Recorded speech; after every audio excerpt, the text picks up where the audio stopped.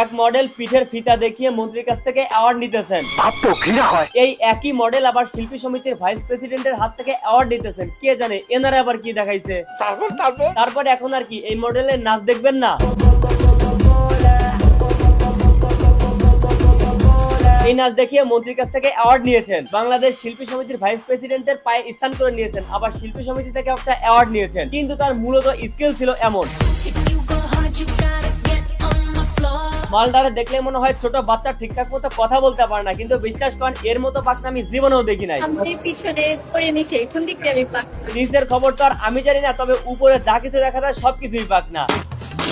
ভাইয়া এখনো এসএসসি পার হতে পারে নাই, এখনই এনার আম্মাজান হাতে ধরে মিডিয়া ইন্ডাস্ট্রিতে পাঠিয়ে দিয়েছে। এই আম্মা জানি এই মডেলের ক্যামেরাম্যান, আর আম্মার সামনে উনি এই সমস্ত টিকটক ভিডিও বানায়। এইরকম পিঠের ফিতা দেখিয়ে ইনি সিনেমা জগতে চান্স পেয়ে গেছেন, কিন্তু এখনো তিনি ছোট থাকাতে আপাতত তিনি পড়াশোনায় মনোযোগী হইতে চান। মানে আমার এখনো পড়াশোনার অনেক চাপ। চাপের চোটে বাতাসে লুঙ্গি উড়ে যাইতেছে। মিডিয়া জগতে যে পরিমাণে টাকা, এইটা মনে হয় এই মডেলের আম্মাজান এখনো জানতে পারেন নাই, যার কারণে তিনি নাটক আর সিনেমা রিলেট করে আপাতত মায়াকে পড়াশোনায় ব্যস্ত রেখেছেন। আমি এখন নাটক সিনেমাতে গেলে আপনার পড়াশোনা অনেক ক্ষতি হয়ে যাবে। কিন্তু মামুনি, তুমি যখন পড়াশোনা বাদ দিয়ে এইগুলা করতে যাও তখন তোমার পড়াশোনায় ক্ষতি হয় না? মানে চিন্তা করছেন আপনাদের মডেল পড়ে হচ্ছে ক্লাস 9 এ, ঠিকঠাক মতো স্কুলে যাইতে পারে না এই সমস্ত নাইট প্রোগ্রাম করার কারণে।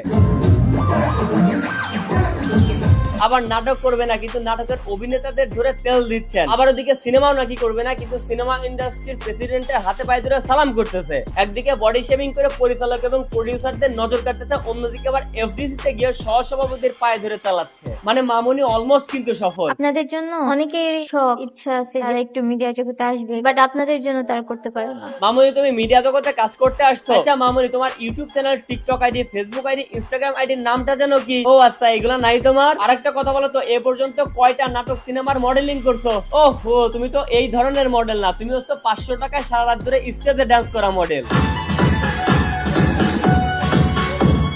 না মানে ভাই, আমি স্টেজে ডান্স করাকে খারাপ বলতেছি না, কিন্তু ভাই এইগুলা করেও এখন বর্তমান সময়ে অ্যাওয়ার্ড পাওয়া যাচ্ছে। আর কাকে অ্যাওয়ার্ড দিচ্ছেন, কি জন্য দিচ্ছেন, সে তো সেটাই জানে না।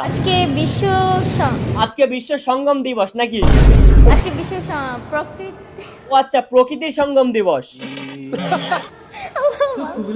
আজকে বিশ্ব প্রকৃতি সংরক্ষণ দিবস হিসেবে উপলক্ষ। যে পুরস্কার কিসের জন্য পেল সে নিজেই সেটা জানে না, অথচ তারে আবার মন্ত্রী পুরস্কার দেয়। আজব দুনিয়া। সব থেকে বড় একটা বিসি কাঁপানো বিষয় হইতেছে আজকাল এগুলাকেও নাকি মডেল হওয়া যায়। এর কাছে নাকি আবার নাটক সিনেমার অফার আসে, স্ক্রিপ্ট অপছন্দ হয় সেগুলোকে তিনি রিজেক্ট করে দিচ্ছেন। মাইয়ার বয়স মাত্র 14 বছর, এখনই যে অবস্থা দেখতেছি, না জানি 18 বছর বয়স হতে হতে বলিউডও চান্স পাওয়া যাইতে পারে। 500 টাকায় সারা রাত স্টেজে ডান্স করা মায়াও এখন বিটিএস খোঁজে বিয়ে করার জন্য। আমি বিটিএস আর্মি, তো ওইরকমই পছন্দ হবে আপনার জন্য।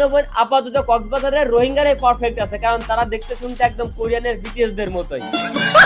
তো আজকের ভিডিও এই পর্যন্ত। ভিডিও কেমন লাগলো কমেন্ট করেন, ভালো লাগলে লাইক করেন, পেজ হলো ফলো করেন, আর ইউটিউব চ্যানেল অবশ্যই সাবস্ক্রাইব করেন।